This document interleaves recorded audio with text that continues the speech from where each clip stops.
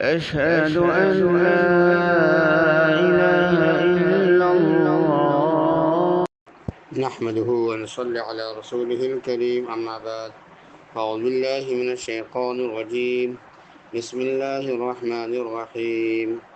إن المنافقين يخادعون الله وهو خادعهم وإذا قاموا إلى الصلاة قاموا كسالى يراءون الناس ولا يذكرون الله إلا قليلا مذبذبين بين ذلك لا إلى هؤلاء ولا إلى هؤلاء ومن يضلل الله فلن تجد له سبيلا۔ بے شک منافق اللہ کو دھوکہ دیتے ہیں، اور حال یہ ہے کہ اللہ ان کی دھوکے بازی کی ان کو ضرور سزا دینے والا ہے۔ اور جب وہ لوگ نماز کے لیے کھڑے ہوتے ہیں تو کسل مندی کے ساتھ کھڑے ہوتے ہیں، لوگوں کو دکھاتے ہیں اور اللہ کو یاد نہیں کرتے مگر تھوڑا سا، ادھر ادھر لٹکے ہوئے ہیں، اس کے درمیان نہ ان لوگوں کی طرف نہ ان لوگوں کی طرف، اور جسے اللہ گمراہ کرے اس کے لیے تو ہرگز کوئی راستہ نہیں۔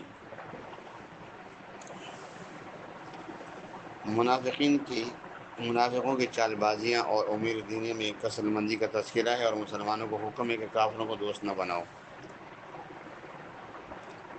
ان آیات میں منافقین کے کردار پر مزید روشنی ڈالی اور ان کا طور طریقہ بتایا، پھر ان کو وہ مقام بتایا جہاں اس دوزخ میں جانا ہے۔ پھر یہ بھی فرمایا کہ ان میں سے جو لوگ توبہ کر لیں اور اصلاح حال کر لیں اور اللہ پر پختہ بھروسہ کر لیں، وہ اللہ کے لیے اپنے دین کو خالص کر لیں، تو یہ مومنوں کے ساتھ ہوں گے، جس کا مطلب یہ ہے کہ توبہ کی راہ ہر وقت کھلی رہتی ہے۔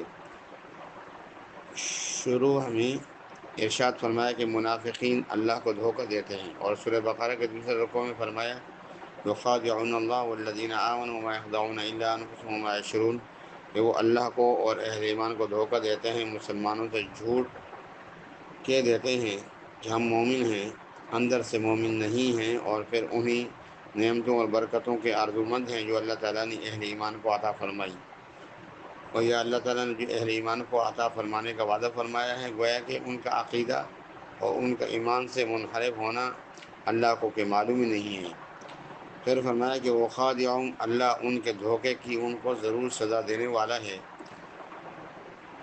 صاحب روح المعانی نے لکھا ہے کہ بعض حضرات نے فرمایا کہ جو قیامت کے دن منافقین ان کے سامنے آئیں گے، اور وہ یہ روشنی جو مسلمانوں کے ساتھ چلتے رہیں گے، پھر وہ روشنی سلب کر لی جائے گی، اور منافقین اور اہل ایمان کے درمیان ایک بہت بڑی دیوار لگا دی جائے گی، جس کا تذکرہ سورہ حدید میں موجود ہے۔ قیل ارجعوا وراءکم فالتمسوا نورا فضرب بینہم بسور لہ باب باطنہ فی الرحمۃ وظاہرہ من قبلہ العذاب۔ چونکہ منافقین کی حرکت بد کا وبال انہیں پڑھنے والا ہے، اس سے سورہ بقرہ میں وما یخدعون الا انفسهم وما یشعرون، دھوکہ نہیں دیتے مگر اپنی ہی جانوں کو، اور وہ اس بات کو سمجھتے نہیں ہیں۔ منافقین کی دھوکہ دہی کا تذکرہ کے بعد ان کی نماز کا حال بیان فرمایا کہ اذا قاموا الی الصلاۃ قاموا کسالى، جب نماز کے لیے کھڑے ہوتے ہیں تو کسل مندی کے ساتھ کھڑے ہوتے ہیں، جس کی وجہ یہ ہے کہ اول دل میں تو ایمان ہی نہیں، پھر نماز کی کیا قیمت ہوتی ہے، لیکن چونکہ ظاہراً یہ کہہ چکے ہیں کہ ہم مسلمان ہیں، اس لیے ظاہراً وہ نماز کے لیے بھی آتے ہیں، پڑھ لیتے ہیں، لیکن چونکہ نماز کی اہمیت اور ضرورت ان کے دلوں میں اتری نہیں ہوئی، اس لیے سستی کے ساتھ نماز پڑھ لیتے ہیں۔ مومن ہوتے تو اچھی نماز پڑھتے اور اللہ کو راضی کرنے کی فکر کرتے، لیکن وہاں تو مسلمانوں کو دکھانا مقصود ہے ہم تمہاری طرح نمازی ہیں، تاکہ اسلام سے جو ظاہراً دنیاوی فائدے حاصل ہوتے ہیں وہ ان کو بھی ملیں، اور اس میں ان کا بھی حصہ ہو، ان اس سے محروم نہ ہو جائیں۔ ان کی اسی ریاکاری کو بتاتے ہوئے ارشاد فرمایا کہ یراؤون الناس ولا یذکرون اللہ الا قلیلا، کہ وہ لوگ دکھاتے ہیں لوگوں کو اور اللہ کو یاد نہیں کرتے مگر تھوڑا سا۔ صاحب بیان قرآن نے لکھا ہے کہ بعض صورت نماز کی بنا لیتے ہیں جس میں نماز کا نام ہو جائے، اور عجب نہیں کہ اٹھنا بیٹھنا ہی ہو، کیونکہ جہر کی ضرورت تو بعض نمازوں میں امام کو ہوتی ہے، امام تو ان کو کہاں نصیب ہوئی۔ مقتدی ہونے کی حالت میں اگر کوئی بالکل نہ پڑھے، فقط لہو و لعب میں سر ہلاتا رہے، تو کسی کو کیا خبر کہ وہ بد اعتقادی سے کیا بعید ہے کہ زبان بھی نہ ہلتی ہو۔ منافقوں کی دوسری حالت بتائی کہ یہ درمیان میں ادھر ادھر لٹکے ہوئے ہیں، اور نہ یہ ادھر اور نہ ادھر۔ مطلب یہ ہے کہ یہ لوگ عالم حیرانی میں، تردد میں پڑے ہوئے ہیں، شیطان نے ان کو حیرت میں ڈال دیا ہے۔ تو امام راغب رحمۃ اللہ علیہ نے فرمایا کہ آواز مذبذب جو ہے، آواز کو کہا جاتا ہے جو کسی لٹکی ہوئی چیز سے نکل رہی ہو، پھر بطور استعارہ ہر اضطراب اور ہر حرکت کے لیے یا وہ چیزوں کے لیے درمیان میں متردد ہونے کے لیے استعمال کیا گیا۔ منافقین کفر اور ایمان کے درمیان کھڑے ہیں، نہ ادھر نہ ادھر۔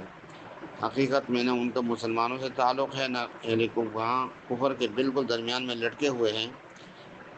مسلمانوں سے ملتے ہیں اور کافروں سے بھی وہ ہر ایک کے ساتھ اپنی محبت اور دوستی ظاہر کرتے ہیں، لیکن حقیقت میں نہ ان کی طرف ہیں نہ ان کی طرف۔ جو لوگ منافق ہوتے ہیں اپنے خیال میں تو یہ سمجھتے ہیں کہ ہم بڑے چالاک ہیں، دیکھو دونوں جماعتوں کو اپنا رکھا ہے، حالانکہ ایسے لوگوں کی کوئی جماعت بھی اپنا نہیں سمجھتی۔ منافق کا کردار خواہ کتنی قسم کھا کے کسی طریقے کو مطمئن نہیں کر سکتا۔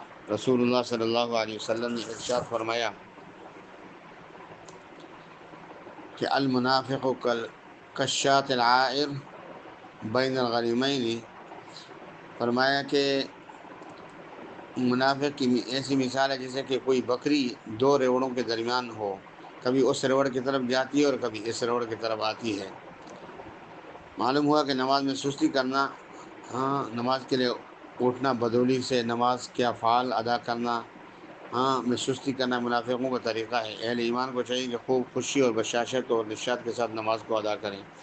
رسول اللہ صلی اللہ علیہ وسلم کا ارشاد ہے کہ منافق کی نماز بیٹھا ہوا سورج کا انتظار کرتا ہے، یہاں تک کہ جب اس میں زردی آ جائے اور شیطان کے دو سینگوں کے درمیان ہوتا ہے تو کھڑے ہو کر 4 ٹھونگے مار دیتا ہے۔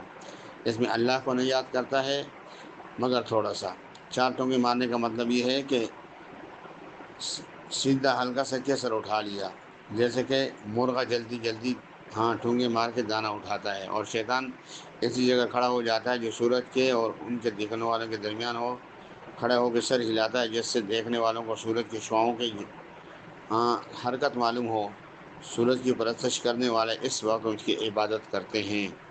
اللہ تعالی ہمیں منافقت سے بچائے، اور اللہ ہمیں پکا اور سچا مسلمان بنائے اور نمازوں کی پابندی کی توفیق عطا فرمائے۔ وآخر دعوانا الحمدللہ رب